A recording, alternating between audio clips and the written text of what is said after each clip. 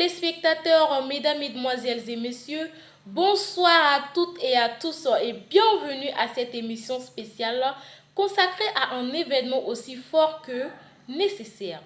Du 7 juillet au 13 juillet 2025, les rideaux se sont ouverts à Bobo-Dioulasso sur la deuxième édition du festival Inclusion, une célébration de la différence, du courage et de la dignité.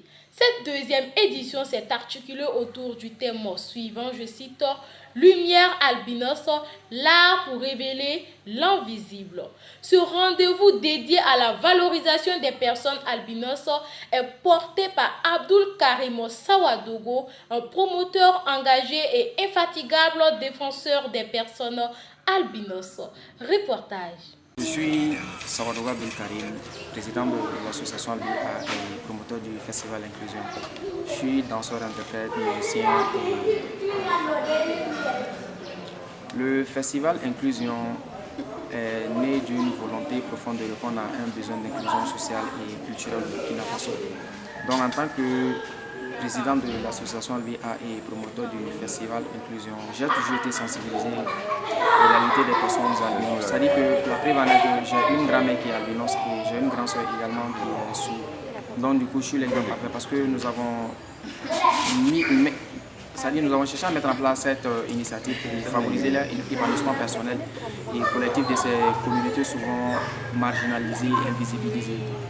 Et le thème de cette année, c'est Lumière de l'albinos, relever l'art sur l'invisible en fait.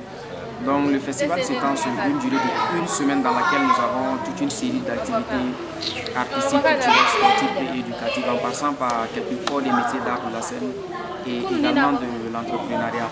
Lors de la première édition, nous sommes allés bien au-delà de nos attentes en sensibilisant plus de 500 personnes et on a songé à renforcer les compétences artistiques de nos participants sur les ateliers de formation et d'initiation, en passant par l'initiation sur l'instrument batterie et également sur les techniques de base de chant, en danse, en langue de signes, sur quelques techniques de base élevage, volet, c'est-à-dire niveau débutant, intermédiaire et avancé.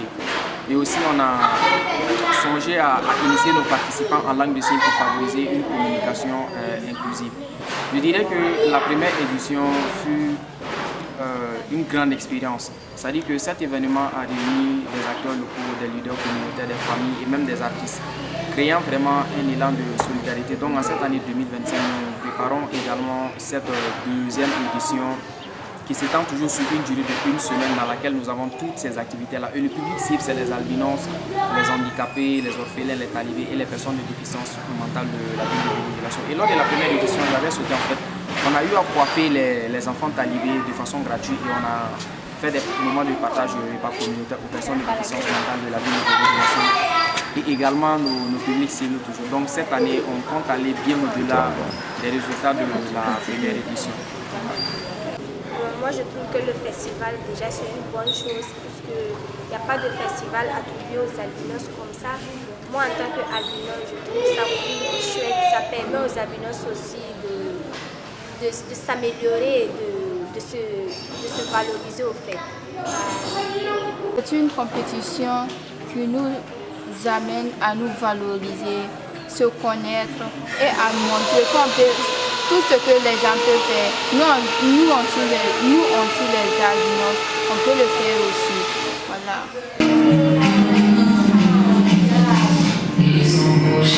Portée avec humanité et détermination par Abdul Karim Sawadogo, la ville de Bobo-Dioulasso a dansé du 7 au 13 juillet 2025 au rythme de la deuxième édition du festival Inclusion, placé sous le thème Lumière albinos, l'art pour révéler l'invisible.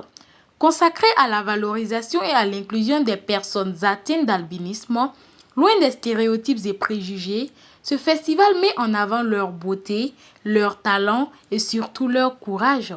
Le festival a débuté avec une formation spécialisée en batterie. Plusieurs jeunes albinos, souvent éloignés des activités culturelles par crainte du rejet, ont appris les bases de cet instrument dynamique.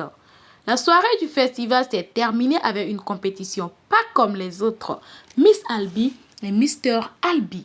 Chaque concurrent a défilé non seulement pour son apparence, mais aussi pour défendre des valeurs d'estime de soi et de sensibilisation à l'albinisme.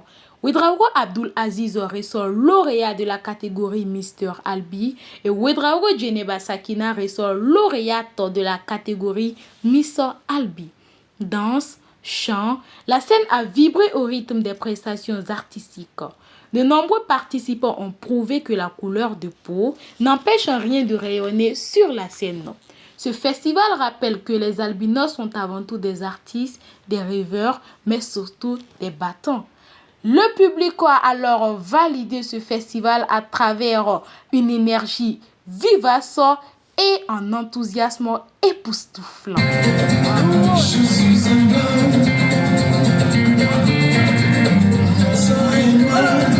Mesdames, Mesdemoiselles et Messieurs, les rideaux se referment sur cette édition spéciale des Nouvelles d'ici. À travers la culture, l'art, la parole et le regard bienveillant, ce festival nous rappelle que la diversité humaine est une richesse et que chaque individu, quelle qu'en soit sa différence, mérite d'être vu, entendu, respecté et surtout valorisé. Merci à tous les organisateurs, artistes, intervenants et témoins pour leur engagement et merci à vous, chers téléspectateurs, de nous avoir suivis. Restons solidaires, ouverts et surtout inclusifs, car une société vraiment humaine est une société où chacun a sa place. À très bientôt.